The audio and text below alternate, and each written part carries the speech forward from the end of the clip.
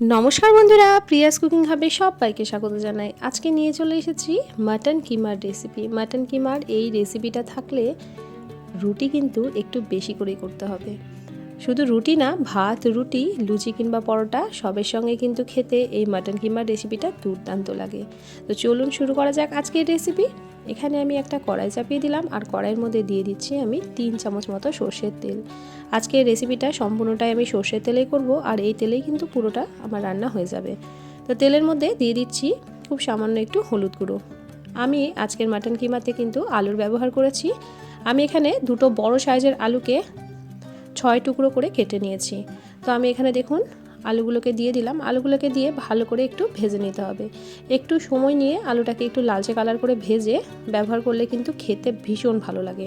তবে যদি আপনারা আলুটা পছন্দ না করেন সেক্ষেত্রে আলুটা কিন্তু স্কিপ করে দিতে পারেন। তবে আমরা যেহেতু আলুটা ভীষণ পছন্দ করি তা আমি এখানে একটু আলু ব্যবহার করেছি। তো বন্ধুরা, একটু সময় নিয়ে আলুটাকে একটু লালচে করে ভেজে তারপর আমি তেল থেকে তুলে নেব। এখন দেখুন আলুটা কিন্তু ভাজা হয়ে গেছে। এবার তেল থেকে তেল ঝরিয়ে আমরা আলুটাকে তুলে নিচ্ছি। আজকের রেসিপিটা কে কোথা থেকে দেখছেন অবশ্যই কমেন্ট করে জানাবেন। আপনাদের সুন্দর সুন্দর কমেন্টে কিন্তু আমি রান্নার উৎসাহ পাই বন্ধুরা। এখন দেখুন আলুটা আমি একটা প্লেটের মধ্যে তুলে নিয়েছি। এবার আলুটাকে একটা সাইডে আমি রেখে দেব। এবার এই তেলের মধ্যে দিয়ে দেবো কিছু গোটা গরম মশলা, এলাচ, দারচিনি আর লবঙ্গ। এবার বড় সাইজের 3টে পেঁয়াজ আমি কেটে রেখেছিলাম, সেই পেঁয়াজগুলো এর মধ্যে দিয়ে দিচ্ছি। গ্যাসের ফ্লেমটা লো টু মিডিয়ামে রেখে পেঁয়াজটাকে কিছু সময় ধরে একটু ভেজে নিতে হবে। খুব বেশি কিন্তু ভাজবো না, হালকা করে একটু ভেজে নেব। তো পেঁয়াজটাকে একটু ভেজে নিলে এই রেসিপিটা ভীষণ ভালো লাগবে। তো পেঁয়াজটাকে একটু সময় ধরে মিডিয়াম ফ্লেমে রেখে একটু ভাজা ভাজা করে নিচ্ছি। পেঁয়াজটা যাতে তাড়াতাড়ি নরম হয়ে যায় তো তার জন্য পেঁয়াজের মধ্যে খুব সামান্য একটু লবণ দিয়ে দিলাম। এতে করে পেঁয়াজটা খুবই তাড়াতাড়ি নরম হয়ে যাবে। তো লবণ দিয়েও ভালো করে আবারও পেঁয়াজটাকে একটু নাড়াচাড়া করে দিচ্ছি। এখন দেখুন পেঁয়াজটা কিন্তু অনেকটাই নরম হয়ে গেছে। দেখুন বন্ধুরা, আমার কিন্তু পেঁয়াজটা অনেকটাই ভাজা হয়ে গেছে। এর থেকে বেশি কিন্তু আর পেঁয়াজটাকে আমরা ভাজবো না। এবার এই পেঁয়াজের মধ্যেই দিয়ে দেব মাটন কিমাটা। আমি এখানে 350 গ্রাম মাটন কিমা নিয়েছি। তো মাটন কিমাটাও এই পেঁয়াজ আর তেলের মধ্যে দিয়ে কিছুক্ষণের জন্য একটু নাড়াচাড়া করে নেবো, যতক্ষণ না পর্যন্ত ওই মাটনের কালারটা চেঞ্জ হয়ে যাচ্ছে। মাটনের কালারটা দেখবেন একটু সাদা সাদা হয়ে যাবে, ততক্ষণ পর্যন্ত কিন্তু মাটনটাকে একটু তেলের মধ্যে নাড়াচাড়া করে দিতে হবে। এতে করে মাটনের যে একটা গন্ধ থাকে সেই গন্ধটাও চলে যাবে আর খেতেও কিন্তু হবে দারুণ। তো একটু সময় নিয়ে প্রায় 4-5 মিনিট মতো এই মাটনটাকে একটু নাড়াচাড়া করে নিতে হবে পেঁয়াজ আর তেলের মধ্যে। তো দেখুন বন্ধুরা, এখন কিন্তু মাটনের কালারটা চেঞ্জ হয়ে গেছে, একটু সাদা সাদা কালার হয়ে গেছে। তো এই রকমই কিন্তু আমাদেরকে একটু মাটনটাকে করে নিতে হবে। এই রেসিপিটা কিন্তু খুবই সুন্দর লাগে খেতে আর খুবই তাড়াতাড়ি বানানো হয়ে যায়। খুব অল্প কয়েকটা উপকরণেই তৈরি হয়ে যাবে। এখন আমি এর মধ্যে দিয়ে দেবো আদা, রসুন আর কাঁচা লঙ্কার পেস্ট। আমি এখানে 4 চামচ আদা, রসুন আর কাঁচা লঙ্কার পেস্ট দিয়ে দেবো। আমি কিন্তু আজকে ঝাল লঙ্কার গুঁড়ো ব্যবহার করব না, কাঁচা লঙ্কার ঝালটাই কিন্তু এখানে আমি ব্যবহার করেছি। তো আমি 4 চামচ আদা, রসুন, কাঁচা লঙ্কাটা দিয়েও ভালো করে আবারও একটু কষিয়ে নেবো। যতক্ষণ না এখান থেকে আদা রসুনের কাঁচা গন্ধটা চলে যাচ্ছে ততক্ষণ পর্যন্ত একটু কষিয়ে নিতে হবে। গ্যাসের ফ্লেমটা অবশ্যই করে কিন্তু লো টু মিডিয়ামে রেখে এটাকে কষিয়ে নিতে হবে। পুরো রেসিপিটাই কিন্তু লো টু মিডিয়াম ফ্লেমেই হবে বন্ধুরা। গ্যাসের ফ্লেমটা হাই করবেন না, তাহলে কিন্তু এটা পুড়ে যেতে পারে, তখন কিন্তু রেসিপিটা একদমই ভালো লাগবে না। এইদিকে এটাকে একটু সময় ধরে আমাদেরকে কষিয়ে নিতে হবে। তো বন্ধুরা, একটু সময় ধরে আমরা এটাকে কষিয়ে নেব। ততক্ষণে আমরা একটা মশলার পেস্ট বানিয়ে নেব। আমি একটা বাটি নিয়ে নিয়েছি। এই বাটির মধ্যে এবার দিয়ে দিচ্ছি 1 চামচ জিরে গুঁড়ো, 1 চামচ দিয়ে দেবো ধনে গুঁড়ো। এরপর এর মধ্যে দিয়ে দেবো পরিমাণ মতো হলুদ গুঁড়ো আর কালারের জন্য দিয়ে দিচ্ছি 1 চামচ কাশ্মীরি লঙ্কার গুঁড়ো। সব মশলাগুলোকে জলের সাথে একটু গুলে নেব। এরকমভাবে যদি জলের সাহায্যে একটু গুলে ব্যবহার করা যায় মশলাগুলো, তাহলে কিন্তু বাটা মশলার মতোই কিন্তু স্বাদ পাওয়া যায় বন্ধুরা। এই মশলাটাকে কিছুক্ষণের জন্য একটা সাইডে রাখবো, তারপর আমি এটা রান্নায় ব্যবহার করব। এইদিকে দেখুন মশলাটা আমাদের অনেকটাই কষানো হয়ে গেছে। এখন কিন্তু আদা রসুনের কাঁচা গন্ধটা চলে গেছে। এখন এর মধ্যে দিয়ে দেবো একটা মাঝারি সাইজের টমেটো কুচি। আপনারা কিন্তু এখানে টমেটোর পেস্টেরও ব্যবহার করতে পারেন, তবে আমি এখানে টমেটো কুচিরই ব্যবহার করলাম। যেহেতু টমেটো দিয়েছি তাই এবার এর মধ্যে দিয়ে দেবো খুব সামান্য একটু লবণ, যাতে টমেটোটা গলে যায়। তো টমেটোটা গলে যাওয়া পর্যন্ত আবারও একটুখানি এটাকে কষিয়ে নিতে হবে। এই রেসিপিটা কিন্তু একটু কষিয়ে কষিয়ে করতে হবে বন্ধুরা, খেতে কিন্তু দুর্দান্ত লাগে। আর আপনারা কে কে মাটন খেতে পছন্দ করেন অবশ্যই কিন্তু আমাকে কমেন্ট করে জানাবেন। আমার কিন্তু মাটন খেতে ভীষণই ভালো লাগে। তো এখন দেখুন টমেটোটা কিন্তু অনেকটাই গলে গেছে, আপনাদেরকে দেখিয়ে দিচ্ছি আমি। দেখুন কত সুন্দরভাবে টমেটোটা গলে গেছে। এখন গুলে রাখা যে মশলাটা ছিল সেই মশলাটা এর মধ্যে দিয়ে দেবো। সম্পূর্ণ মশলাটা দিয়ে দিয়েছি। এবার দিয়ে দেবো মশলার বাটি ধোয়া কিছুটা জল।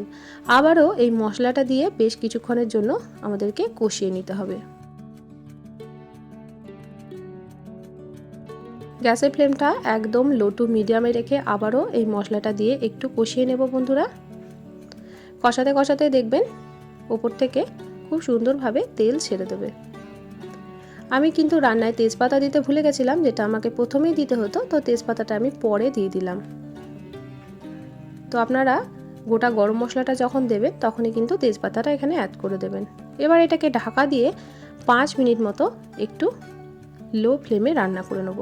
তো 5 মিনিট পর আমি ঢাকাটা খুলে দিচ্ছি। এখন দেখুন মশলা থেকে কিন্তু সুন্দরভাবে তেল ছেড়ে গেছে। আবারও একটু নাড়াচাড়া করে দিচ্ছি। তো আবারও একটু নাড়াচাড়া করে কিন্তু একটু ঢাকা চাপা দিয়ে দিয়ে এই রান্নাটা আমাদেরকে করে নিতে হবে। আমি কিন্তু এই রান্নাটায় প্রেসার কুকারে ব্যবহার করিনি, এই কড়াইয়ের মধ্যেই কিন্তু আজকের মাটন কিমাটা আমি করে নেব। তো বন্ধুরা, আজকে যারা প্রথমবার আমার চ্যানেলটিতে এসেছেন, আমার রেসিপি সামান্য হলেও ভালো লেগে থাকলে আমার চ্যানেলটিকে সাবস্ক্রাইব করে পাশে থাকার অনুরোধ রইল। এখন এর মধ্যে দিয়ে দেব ভেজে রাখা আলুগুলো দিয়েও একটু কষিয়ে নেব, যাতে আলুর মধ্যে এই মশলাগুলো সুন্দরভাবে ঢুকে যেতে পারে। তো বন্ধুরা, আলুটা দিয়ে দিলাম। আর আলুটা একটু পরেই ব্যবহার করলাম, কারণ আলুটা খুব তাড়াতাড়ি গলে যাবে। মাটনটা একটু সেদ্ধ হতে সময় লাগে, তো তার জন্য আমি আলুটা একটু পরে ব্যবহার করলাম। তো আলুটা দিয়ে আবারও ভালো করে একটু এর মধ্যে কষিয়ে নিচ্ছি। এখন আবারও ঢাকা দিয়ে 5 মিনিট মতো এটাকে রান্না করে নেব। তো 5 মিনিট পর আমি ঢাকাটা খুলে দিলাম। এখন কিন্তু খুব সুন্দরভাবে আমাদের মাটন কিমাটা একদম শুকনো শুকনো হয়ে গেছে। আবারও একবার ভালো করে এটাকে নাড়াচাড়া করে দিচ্ছি। এবার এর মধ্যে আমি অ্যাড করে দেব প্রয়োজন মতো জল। তো ভালো করে আবারও একবার নাড়াচাড়া করে দিলাম। তো এবার এর মধ্যে আমরা জল অ্যাড করে দেবো। এখন কিন্তু আলুটা অনেকটাই সেদ্ধ হয়ে গেছে বন্ধুরা। এবার এর মধ্যে আমি দিয়ে দিচ্ছি 1 কাপ পরিমাণে জল। তবে আপনারা গ্রেভিটা যতটা রাখতে পছন্দ করবেন ততটাই কিন্তু এখানে জলের ব্যবহার করবেন। আমি এখানে বড় কাপের 1 কাপ জল দিয়ে দিলাম। জল দিয়ে আবারও ভালো করে একটু নাড়াচাড়া করে দিচ্ছি। এবার এটাকে ঢাকা দিয়ে 10 থেকে 12 মিনিট মতো লো ফ্লেমে রেখে ফুটিয়ে নেব, যাতে করে আলুটাও ভালোভাবে সুসেদ্ধ হয়ে যায় আর মাংসের কিমাটাও যেন সুন্দরভাবে সেদ্ধ হয়ে যায়। তবে আপনারা কিন্তু এই সময় প্রেসার কুকারের মধ্যে দিয়েও একটা সিটিও মেরে নিতে পারেন, তবে আমি কিন্তু আর প্রেসার কুকারে দিলাম না। তো এবার দিয়ে দিলাম প্রয়োজন মতো লবণ। তো লবণটা আপনারা এখানে একটু টেস্ট করে প্রয়োজন মতো ব্যবহার করে নেবেন। তো আবারও ভালো করে লবণটাকে এর মধ্যে মিশিয়ে দিয়ে গ্যাসের ফ্লেমটা একদম লোতে করে ঢাকা দিয়ে এটা 10 থেকে 12 মিনিট মতো ফুটিয়ে নিচ্ছি। তো আপনাদেরকে প্রায় 12-13 মিনিট পর আমি দেখাচ্ছি। তো দেখুন বন্ধুরা, ঢাকাটা এখন খুলে দিচ্ছি। এখন কিন্তু সুন্দরভাবে এটা সেদ্ধ হয়ে গেছে আর গ্রেভিটাও দেখুন কতটা সুন্দর হয়ে গেছে। আলু আর মাটন সবই কিন্তু সুন্দরভাবে সুসেদ্ধ হয়ে গেছে। যদি আপনাদের সেদ্ধ হতে একটু সময় লাগে তাহলে আরও কিছুক্ষণ একটু সেদ্ধ করে নেবেন।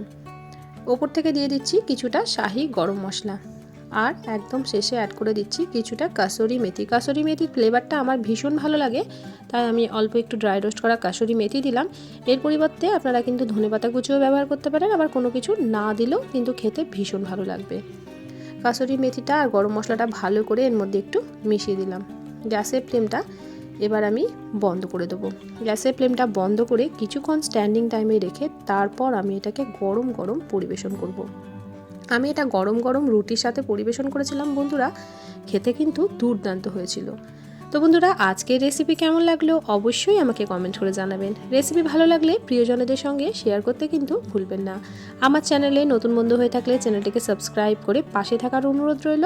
পাশে থাকা বেল বাটনটিকে প্রেস করে অল নোটিফিকেশানটা অন করে রাখবেন, যাতে নিত্য নতুন কোনো রেসিপি দিলে সবার আগে আপনাদের কাছে নোটিফিকেশান পৌঁছে যায়। এবার আমি দেখুন এর উপর থেকে তেজপাতাগুলো তুলে ফেলে দিচ্ছি।